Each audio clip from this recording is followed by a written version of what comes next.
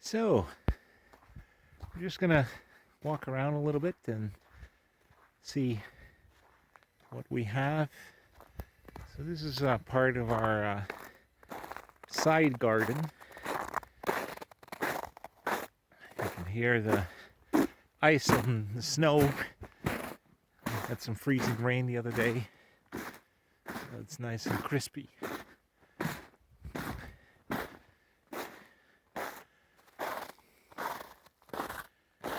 So this is our garden area.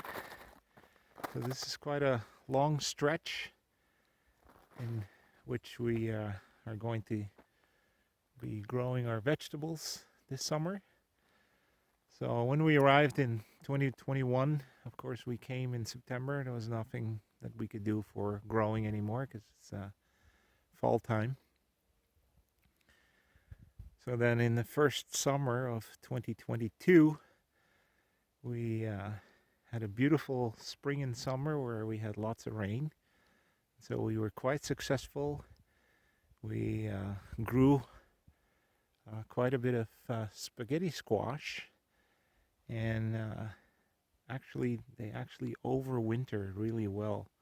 And so in our basement, our spaghetti squash was so successful in overwintering that it still is in our basement today, and we can still eat them. They're still good to eat. So yeah, this is the backyard. So we'll do a little bit of a further walk around to see what's going on. So yeah, the plants for this year is a little bit to improve the garden. The soil here that the previous owners left behind really was malnutritioned and had never been really treated with any fertilizer or manure. And so we had our neighbor who has a cattle ranch. We had him bring manure, and so in the fall of 2022 we treated it with one layer of manure, but still it's a very clayey soil and very hard when it dries up. So we're trying to improve the soil, so we're adding our own now, since of course now we have our own cows. We have a lot of straw with cow manure, and so we're working the field up. So this year what we're going to try to do is, here on the back side of this piece over here, we're going to be building planter boxes. And so then in the planter boxes, then we can have control better over the moisture, over the weeds. It's easier for cleaning out, and of course harvesting, that we don't have to bend over. And of course as we get a little bit older, that's a lot better on our backs. So that's the garden that we have here. So there are some trees here on the left side here. There are pine trees, but in the front here we have some shrubbery kind of trees, and they're actually known as choke cherries. So they're tiny little cherries, have a large pit, so there's not much flesh on them, but they make a wonderful syrup. So this year I'm going to have to get in here in the spring and trim the trees a little bit, do a little bit of trimming, and make sure that they are accessible to us. And of course my daughter will be able to use that in the kitchen for her recipes. So yeah, you can see we have a beautiful area here. There's quite a nice pine bush in the background, blocking the westerly winds. And yeah, we enjoy this large garden. So on this side of our garden, we have a little bit of a pathway here. You can see our hose here already.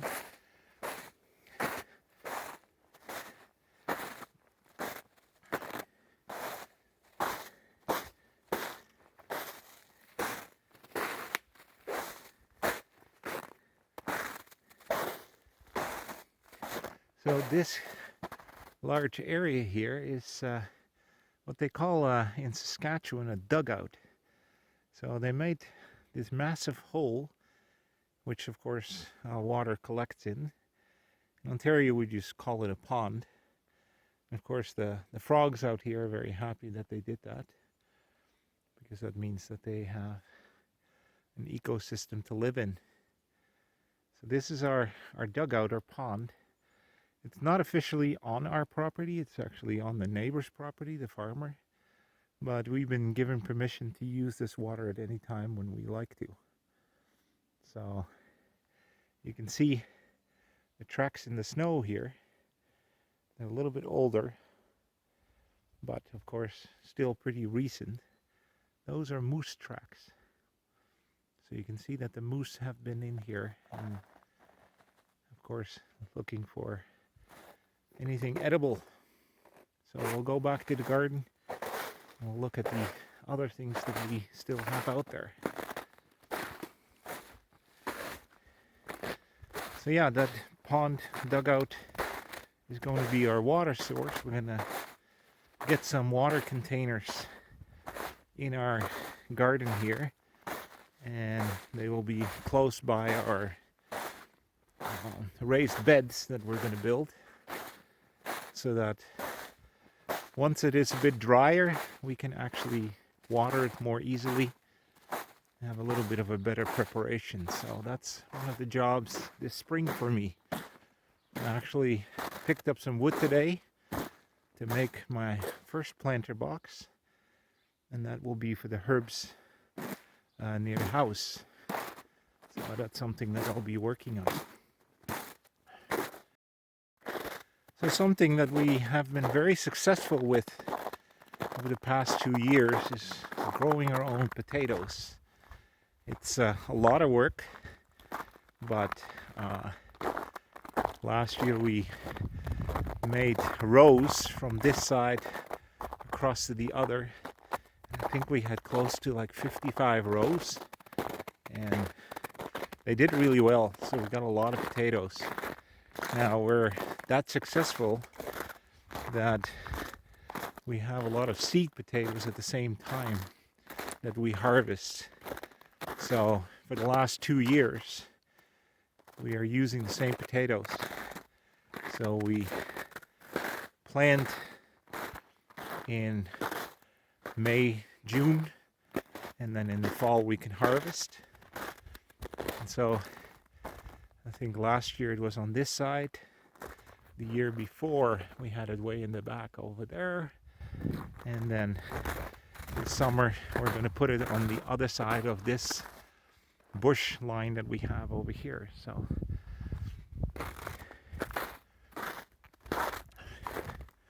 as you can see, we have been cleaning out the coops, both chicken, turkey, oh, and of course the cows.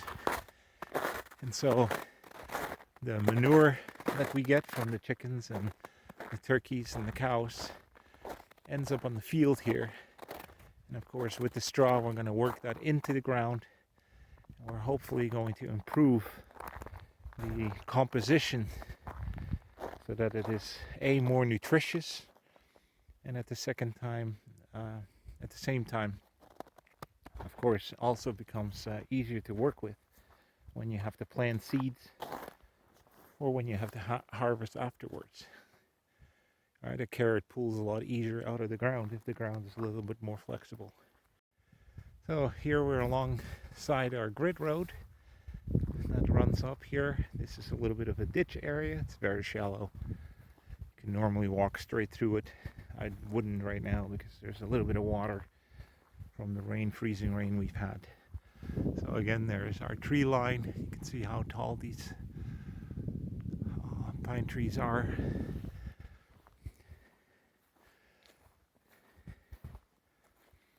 So yeah, we're coming out to our second garden area.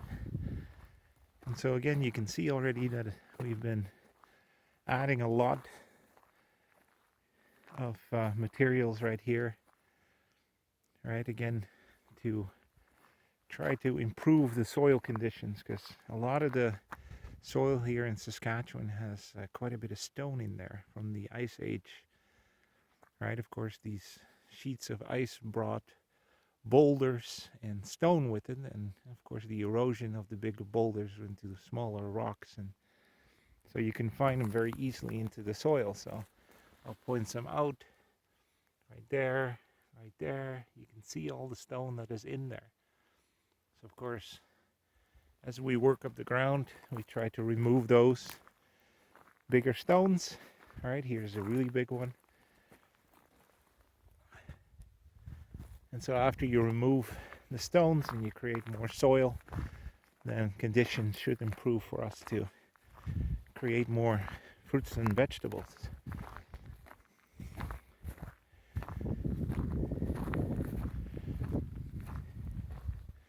So yeah, this front piece we had in 2022 planted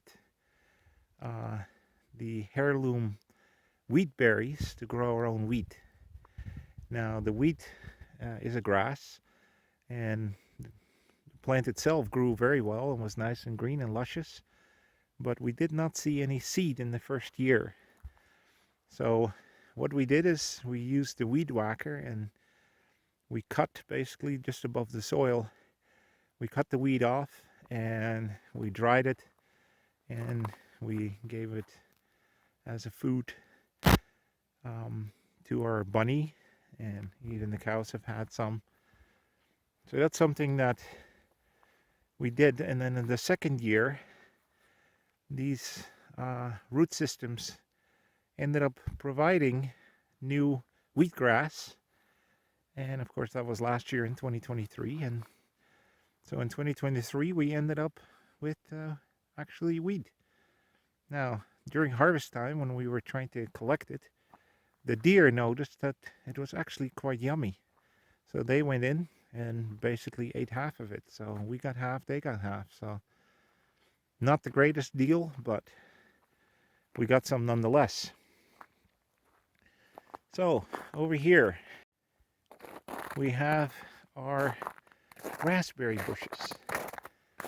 Now you can see we have a long row of raspberries, and then this is our new row that I've planted last year, because what you'll find is that the rows become wider and wider and wider. So we're cleaning up the sides to make sure that they stay narrow enough for us to harvest all the berries. And they were extremely successful. In 2022, our first summer here, we had the whole month of July where the ladies were picking berries early in the morning and literally had bowls full every single day. So our freezer has lots of raspberries that we collect every year, and we've also have, of course, a lot of raspberry jam. And we hope this year that we're going to produce some raspberry juice and see if we can ferment it into a raspberry wine. So that will be an interesting experiment on our homestead this year, is to see if we can grow our own wine. So the patch here in between, we basically laid out as our strawberry patch. Now last year we didn't have that much success with the plants that we had bought. They didn't really take, and so through a Facebook marketplace we were able to find a lady who was willing to donate an enormous amount of strawberry plants. So we're hoping to create runners and expand this stretch. We've got a raised bed in the back in which a lot of the plants are sitting right now. So that's going to be a beautiful thing for hopefully this year to get some strawberries. This row of bushes are a different type of berry. Here in Saskatchewan, a very successful berry is what they call the haskap berry. And they're somewhat similar to a blueberry in that sense. The coloration is similar. They're a little bit more oval shaped than blueberries, so they're more round. They're way more tart though, but they make beautiful jam and juice, and so they're actually quite nice. So these berries seem to come first before the raspberries. So in June you can pick haskap, and then in July you go back and then you pick the raspberries. So luckily for us, and of course that's the nice thing of buying a property that has already been established, is that these things were left behind for us. And they did really well in the first year. Last year, not so much, because for some strange reason, we went from winter at the end of April. We had snowstorm, I think, on the 26th of April. And by May 3rd, suddenly we were looking at plus 25. And so the fruit trees bloomed very quickly, but it was too dry. And so they ended up not producing that many flowers. And so the Hascaps this year were not as great as the year before, but we still have some in the freezer, and of course we have some jam made. So again, this piece here, it's all laid out. We're going to be planting lots of fruits and vegetables in here.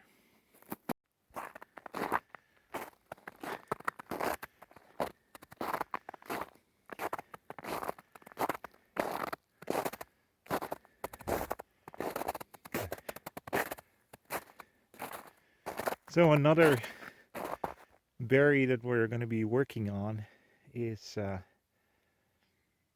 what they call a Saskatoon berry. It's also similar to a blueberry, and often also sold as a type of blueberry, but it's slightly different. And so the Saskatoon berry. So we hope to get some bushes and hopefully fill up along the line here and get some materials for us. So as you can see, of course, after this bush line, you tend to get these lovely snow drifts. I don't know if you can see it here on the camera or not, but you can hear my feet going through them, and they sink away probably about 20 centimeters, 25 centimeters deep. So our property is pretty well secluded from the outside world by a lot of tree line. So we have them on the west side, and then of course if you look on the south side, it's quite open. So the farm fields across are right in our way, and you get some strong southeasterly winds from this corner, from where the Quonset is located, and so they can be quite nasty. But then of course we have a tree line for the east, and of course on the back side we also have a tree line for the north. So that's basically what we're working with.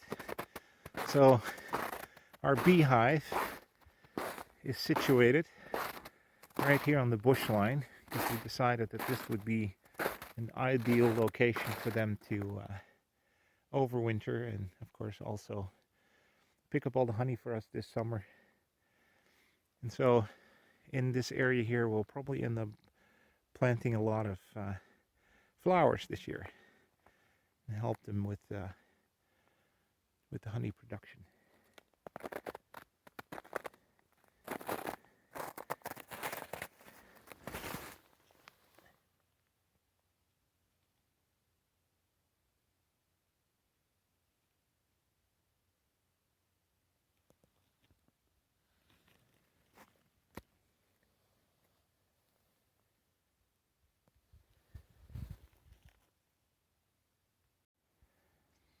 So yeah, you can see outside of the hive, there's quite a few dead bees.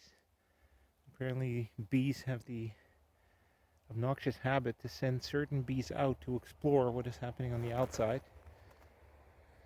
And of course they end up suffering the cold and snow and end up dying. So they're being sacrificed for the herd.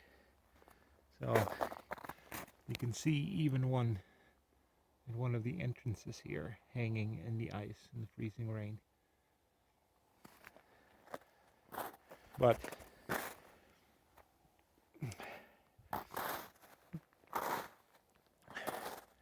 so over here we have one of the fruit trees. You can still see the apples hanging there. They suddenly came on, and they're a small type of apple. And right over here we've got a tart cherry tree. Last year it produced its first cherries. I think we had like 5 or 6 cherries, so hopefully this year we get a few more. And then of course We have various apple trees on this side. One more here, one there. And you can see by the dead apples on the tree. Alright, we were unable to get all of them off the tree. We did get quite a few this year again for applesauce and of course apple pie. But there's quite a few trees that we have. Now, a lot of beautiful trees we also have is the mountain ash. And these mountain ash produce lots of berries that are very liked by deer and moose. So in extreme winters, then the moose and deer will be right here in the front yard. And you could have seen that on one of the shorts that I posted earlier. That the moose just are in there trying to reach for those berries and eat them. So yeah, the apple trees that we have that she had on the property here, the previous owner, I guess are various type. Some are a little reddish. Others are very sour green apples. So it just is a matter of what you like. But you can see that there's been lots of fruit, and we'll hopefully collect more this year and give them to the animals, because apparently cows do tend to enjoy an occasional apple. So you can see in here there's a little bit of dead wood in there. I'm gonna have to start going in there and clean that out. Make sure we... So last year we put up a clothesline so we can hang our clothes outside. Don't have to use the dryer as much. So right here behind the clothesline, and it's of course not quite visible now, we'll probably make a video later in the year about that, but this is an elderberry bush. Now this is not quite the elderberry bush that we're used to in Ontario, or the berries you could eat and make juice and, you know, use them for pies. Even the flowers from the elderberry bush you could make lemonade or deep fry them and eat them. But this particular elderberry is a different type and has red berries, and parts of it are very toxic. So unless you know really how to remove the seed from the flesh and how to carefully use it, you could use this fruit, but it's not recommended. So we don't, and so we'll leave it over. I don't think even the birds ate it. It just falls off. But it's a type of elderberry bush, and you can see here I've got a little bit of a nest. One of the local birds here hiding in there during the summertime. So if we continue our walk past all the fruit trees and this elderberry bush, we basically return where we started off, which is our long garden here on the side. And as you, of course, you can see that pathway. I'll try to zoom in here. That's the pathway to the dugout or pond. So with this, I'm gonna leave this little garden tour that we have, even though there's nothing to garden right now. You have a little bit of idea what we have been doing over the past 2 years and what the plans are for this year. So if you like our content, please give us a like and subscribe. And of course, we thank you very much for watching our videos. Take care until the next show.